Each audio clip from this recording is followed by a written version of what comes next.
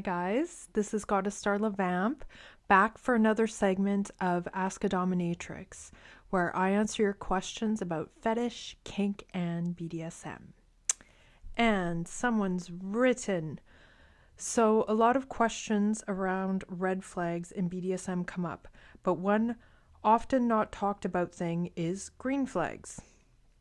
Like, how does a sub ask to be pushed further without topping from the bottom, and more importantly, feel like they're being pushed without having to ask, define it, you know? Because that sort of remains the thrill and growth that accompanies actually being pushed. It's a touchy subject, but it is interesting because it is real. So someone sent me this question a while ago, and I had a chance to really think about it because I didn't I didn't know the answer. And then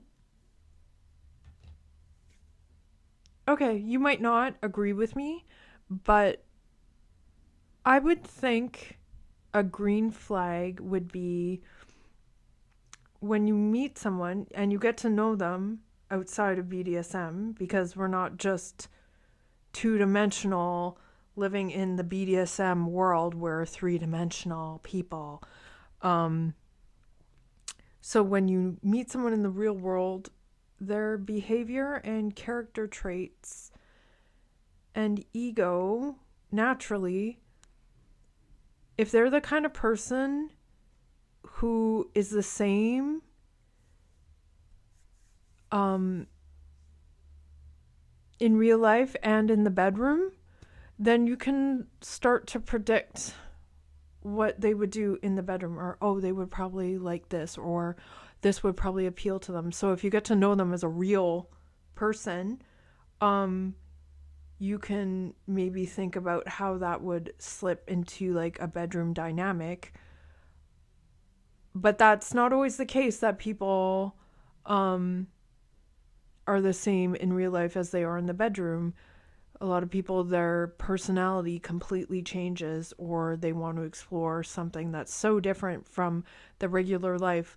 But I think to answer the question, if you don't want to top from the bottom, if you feel like you're always in that kind of situation, and I guess I'll speak from my own personal experience too, I would sub for people where, yeah, maybe they weren't actually so dominant and they wanted to wear a different hat.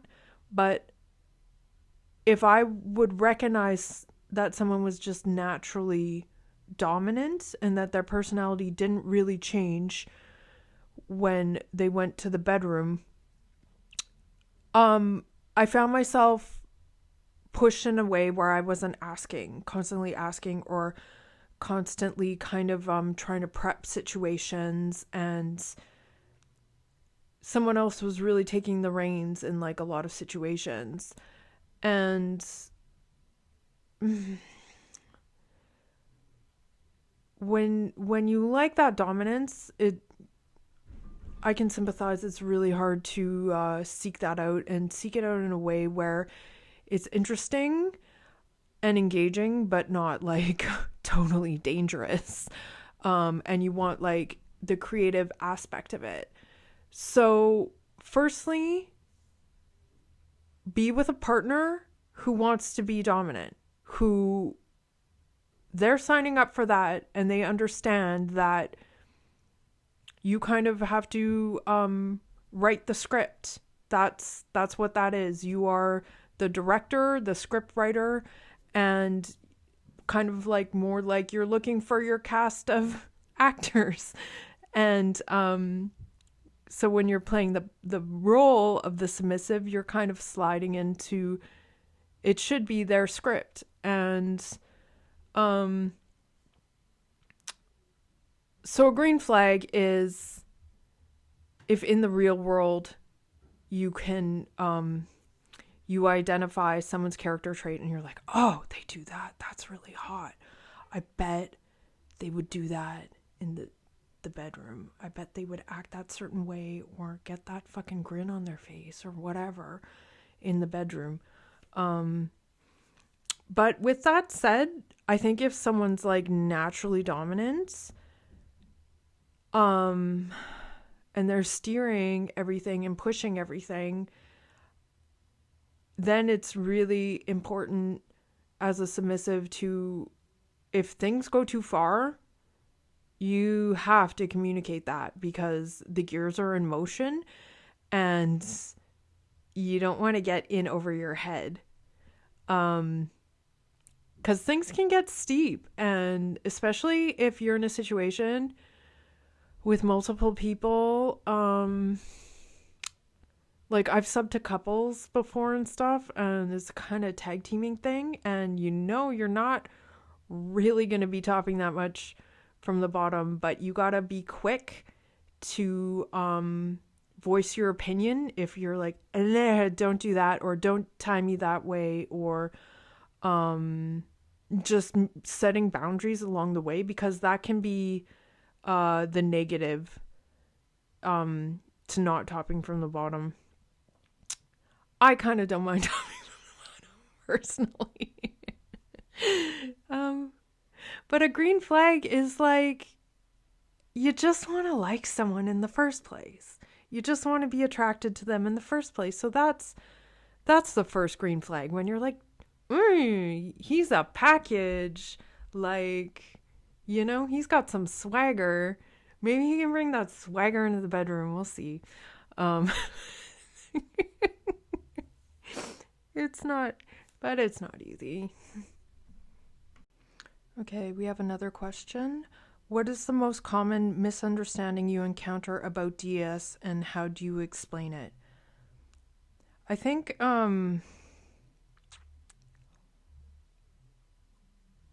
sometimes I don't know, like the different kind of stereotypes of that you have to be like a really severe leather-clad mistress, just like always like pushing and whatever, tormenting your submissive, and I think kind of like the protocol, like the strict protocol, I think this kind of severe setup or whatever is a misunderstanding, and I don't like when people assume submissives are just these mindless drones playing as both a dominant and a submissive. Dominance can be really subtle, and yeah, it's performative, but you're primarily communicating to the other person, and you have a certain language with them. And spectators or whatever, your fetish friends, you're not in on the language.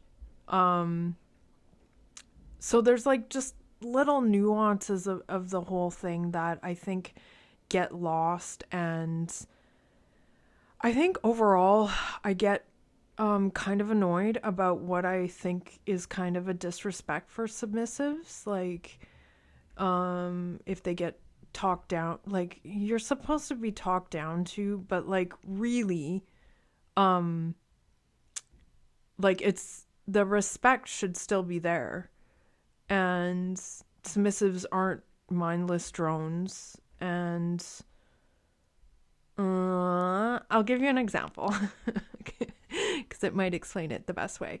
I went to like this fetish party, and it was kind of a scene that I wasn't really familiar with, and I was a submissive to a mistress, and people would always talk to her and not really engage with me, or if they were going to engage with me, it would have been through her. And it was like, it wasn't a dungeon scene, or like it wasn't a scene, it was just sort of mingling. And it kind of annoyed me because I'm like a real person and I'm a switch. And so like you can talk to me. So just getting kind of in this here or there, dominant, submissive, like the mistress is the total evil genius, total complete brains of the operation, and the submissive is just the drone robot doing on like the bottom of the food chain.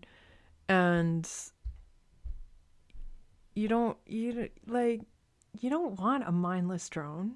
Like, that's not the point. The point is to engage in people's character and intellect. And I think just kind of ignoring a submissive that they actually have intelligence or they can make small talk is that's too bad. That's kind of missed opportunities to just mingle and get to know people. What is the best thing about being a dominant when owning a submissive? Um, so I think it takes a lot of self-reflection to find the answers for these kinds of things. But I realize more about myself over the years that I need the praise. I need the positive reinforcement. Like, these things, it doesn't come from nothing. So I need someone praising me on. And there are times just when I really need to take, because I feel drained, I feel lifeless, and I need to re-energize. And I'm a pretty solitary person, so I can spend a lot of time by myself, but when I want to feel socially energized, I need a nice submissive to just rub my feet, just make me feel amazing, rub my back, just worship. And I just take.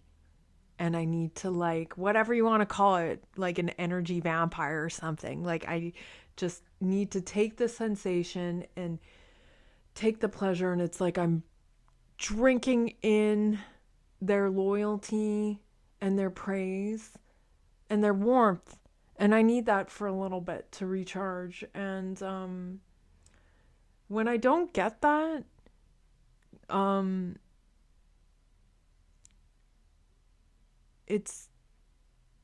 there's this certain kind of emptiness that can't be filled with anything else. I swear, like, when I'm not getting my feet rubbed, I'm like craving it. I'm like, please fix me. I'm running on empty. I need to feel that euphoria. It's a foot rub. I need these things. So that the best thing about all that is like getting a foot rub and taking. But it's, it's increments of time, and I'm not like an energy monster all the time, but every now and then, like, I need the praise. What is the hardest thing about being dominant when owning a submissive? I think when you're with someone and you just can't give them what they want, it's like you're trying to meet expectation. Like, you have a verbal agreement and you say, okay, I'm gonna do this, and you talk about it beforehand, but when it doesn't matter how you deliver, it's just not enough, and it's just not satisfying.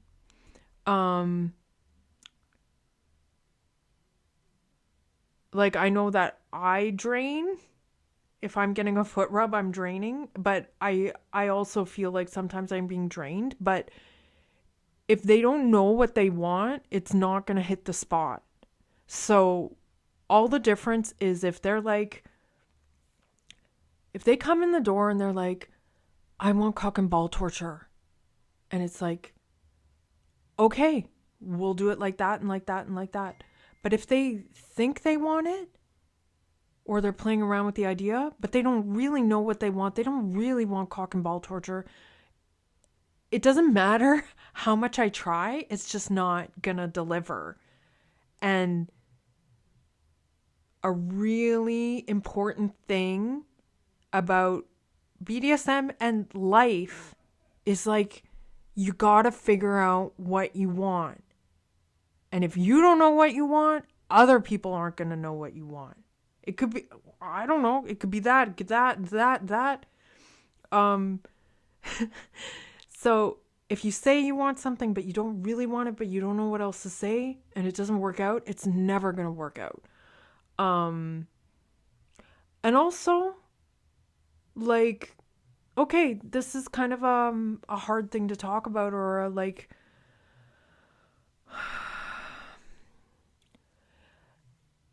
is it's like the old saying, if you don't love yourself, then you can't love someone else.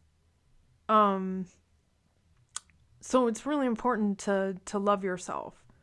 And when, if you come through the door and you got like all this inner negative talk, like, you can't have inner self-hate and think that if you have physical pain, it's gonna like somehow whatever fix you. Like, that's not, that it's gonna validate you or whatever. It's not the right way to go about it. So these things, they need to come from a place of self-love. And when you love yourself and you know what you want, or you like come to a conclusion about something, you're gonna have better results. So I think like one of the hardest things is when, like, when people think that if they're being hurt, it's some kind of like validation or substitute for love or something. And that's just like that's not how that works. It should come from a positive place. And it's not fair to the other person if you're doing things out of like self-hatred or insecurity. It's not fair to the other person, and they can feel that. And you're not going to be connecting. It's going to it's going to create a defense on the other side. So it's really important, like, just when you're being social with anybody, it should come from a good place. And I'm promoting self-love. And saying that, going with that, no one is insignificant. It's impossible. It's absolutely impossible to be meaningless or worthless or insignificant, because we are all locked in to causality. There is nothing you can do to escape causality. You affect things in the world. Doesn't matter what you do, there's a domino effect. So therefore, it's impossible to be insignificant. So it's an important thing to realize what you have, your own physical limitations, and to just make the best of it that you can. To work with what you have. And that's significant enough.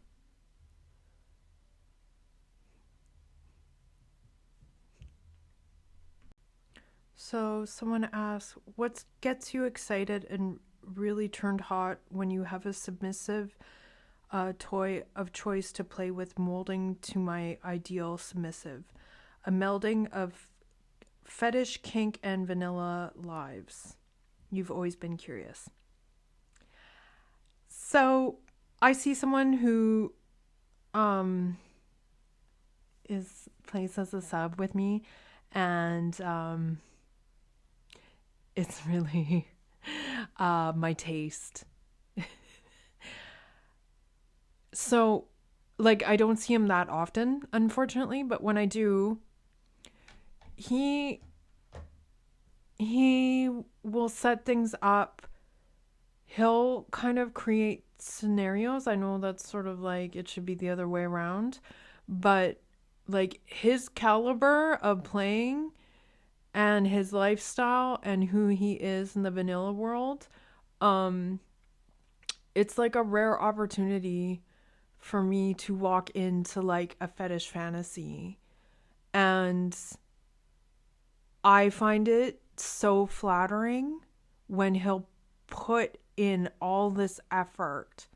It's like he'll create this, it's like an intimate fetish party, but like with just me or like a few other people, and he'll play as a submissive, but I get to walk. It's like he kind of writes the script and I get to walk in as a dominant. And it's fucking amazing because it feels like I'm walking into this fantasy world that he creates, and I know the part. I know what I'm supposed to do, and he knows me well enough that he knows what is going to appeal to me. So I'll walk in to a setting. I've never been there before, and whoops. I love this shit where you're like, okay, go to this address, go here, do there, this room, that, like you gotta kind of, it's like puzzle game or some shit where you gotta just at least find where to go, address. This is the password. Talk to this guy. I love the instructions of going somewhere, like, and it's supposed to be all mysterious, like. Really, it's just an address, but like, wow, what's the surprise? What does he have planned? Okay, take an Uber, go here. I love that shit. And then you walk in and it's like, what is this place? What is this? And then there'll be like some toys laid out on a table, and you know, like a whip or something, and like maybe little things that I'm gonna wear. So just sort of like, you know, it's a game, and it has like different levels. And I love when he takes the time to come up with this stuff, and it's really fun for him. Am I molding him into the perfect submissive?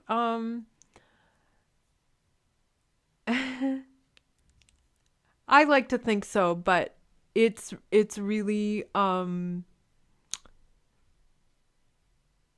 he's still pretty dominant, you know. It doesn't take away from my dominance. But he's not a submissive drone, you know. He's got his own intellect, his own personality. He's a sophisticated man. And yeah, it works for me. But I love when someone, you know, if they know your shoe size or they know your bra size, things like that, so they'll go and get things and they'll just surprise you. I really like that. It's like they're working behind the curtain to make a special evening. And also I love it when a submissive just they give you I know that's the idea, that they give you their undivided attention, but sometimes you're like, sometimes things can be disappointing and you're just like, what? You don't, it's just not flowing, or maybe they're thinking about their other mistress or something, you know? So it's like, even when you're spanking them, it's like, are you thinking of me spanking you? Or are you thinking of someone else spanking you? You know, like sometimes the magic isn't there. It's not a given. Like, this is reality. So it's just really nice when the person is there, they're in the moment, they're into it, and they'll bring something to the table. And I guess maybe you want to call that topping from the bottom, but whatever, it's fun and it's surprising. So I really like that. And I like it when someone's sophisticated, and I really like it where there's just these moments like you feel like they're giving you their keys of power. There. I don't think it's going to corrupt you. There's my keys of power. And you get to have them for 20 minutes, whatever. And then you have to give the keys of power back. But it was nice while it lasted. So, these are things I like in life, things I like in playing. Does it happen as often as I want, the way that I want? You know what? Reality's good. Reality's better. And it's these nice little moments. These nice moments where everything comes together in unison. And you're like topping someone with two other women or something, and you're all working like a machine. And you just like feel this sisterhood bond or whatever, and just having a really good time. And for a few minutes, it really works out and it's really fun. And then you have to go back to reality, which is hard sometimes, but damn, I've had like some good, amazing moments. Yeah.